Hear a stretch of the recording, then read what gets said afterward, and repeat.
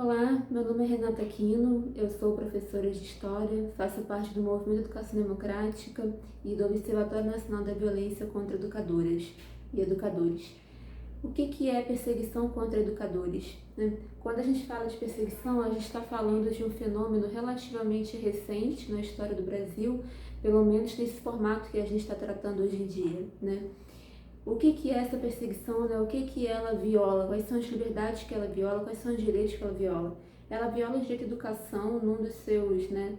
Numa parte muito importante da sua essência, do seu coração, que é a difusão do conhecimento, o acesso ao conhecimento, ao saber e à arte produzida pela humanidade, né? Ela prejudica isso porque essa perseguição ela atinge, né, ela é voltada a atingir, a diminuir as liberdades de aprender e de ensinar, né, as liberdades de ensinar os professores e as liberdades de aprender das nossas alunas e alunos na educação básica, né. Essa perseguição ela cresceu no Brasil nas duas últimas décadas, né. Ela começa a ter ali, começo a gente pode recuar muito, né, mas ela tem um começo significativo no ano de 2004, com um grupo político que se profissionaliza nisso, né, nessa atividade de produzir e de difundir ódio contra os professores, que é o Grupo Escola Sem Partido. E esse grupo ele gera um legado, né? Mais do que o legado, acho que esse grupo ele gerou um acúmulo para a direita e para a extrema-direita de como se persegue professores e mostrou para a direita, ensinou à direita que isso é um nicho de lucro político e de lucro financeiro, né? Lucro político e lucro financeiro, porque o que a gente observa hoje em dia? Que perseguir professores é a forma pela qual muitas pessoas entraram na direita e a forma pela qual virou uma atividade profissional ser de direita e de extrema direita. A gente tem uma série de influencers, de figuras políticas, que hoje em dia tem mandatos municipais, estaduais e federais, um presidente, né, um ex-presidente, que foram eleitos, né, que aumentaram suas bases e mobilizaram suas bases a partir da geração profissional, né, profissional no sentido de ter muito acúmulo e muita síntese no assunto, mas que teve toda essa profissionalização e esse acúmulo em perseguição de professores, né.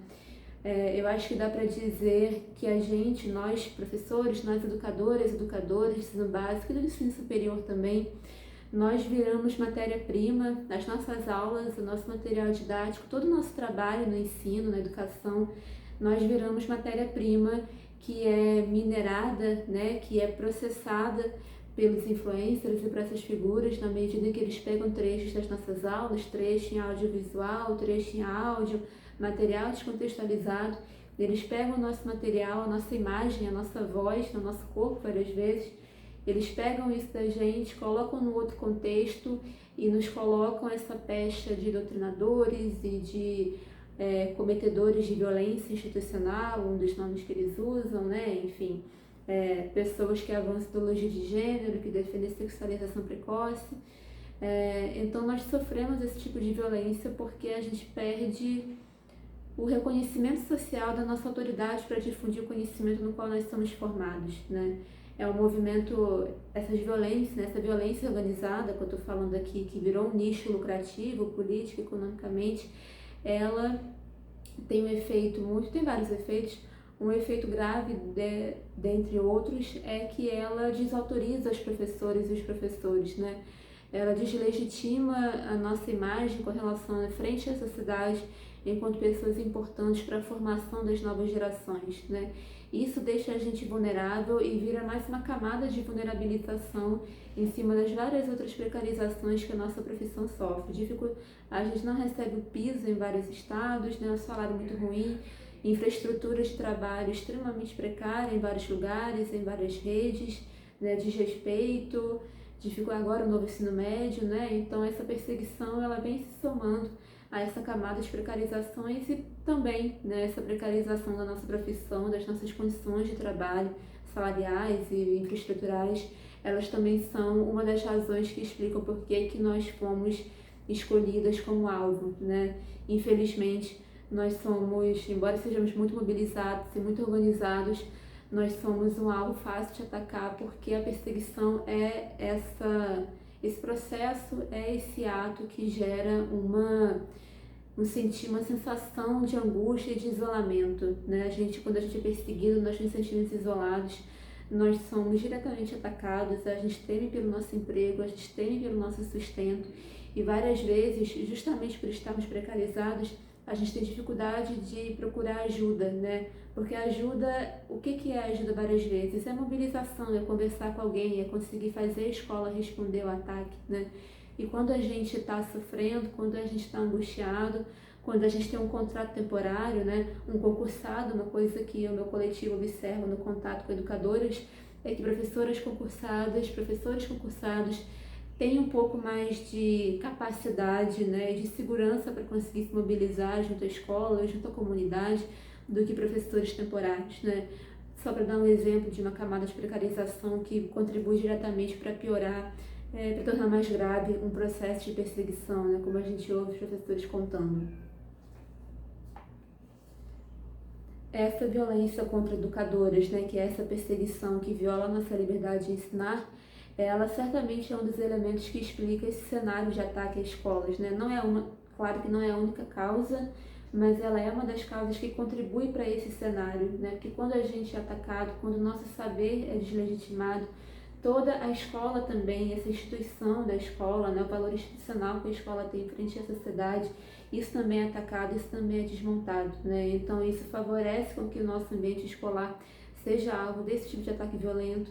Isso faz com que nós, professores, na sala de aula, nós cometamos autocensura frequentemente, porque a gente não quer ser atacado individualmente, nós não queremos ser expostos nas redes sociais, nós não queremos colocar o nosso emprego em risco, a gente não quer mais uma camada de estresse em cima de todas as outras brigas que a gente vai ter que comprar no nosso cotidiano da escola, né?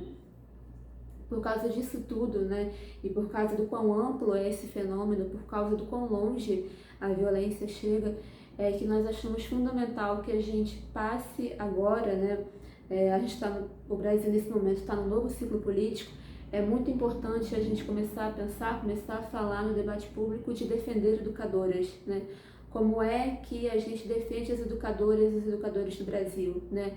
A gente tem manual de defesa contra a censura, a gente tem uma formação, uma mobilização para os professores terem uma noção do que fazer, de como responder situações de emergência, quando ele é exposto, quando ela é objeto de um PAD, de uma sindicância. Mas como é que a sociedade brasileira, como é que o poder público, como é que o sistema de justiça, como é que nós coletivos mobilizados, o que a gente pode fazer para defender educadores? Acho que tem muita coisa para ser feita, a gente está construindo isso. É importante entender que professores são atacados no exercício da sua profissão.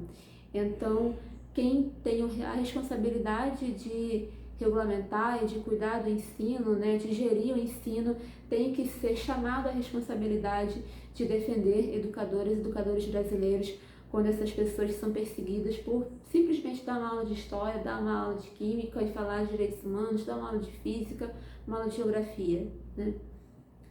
Basicamente é isso. Obrigada pela campanha, pelo convite. Um prazer sempre atuar com vocês.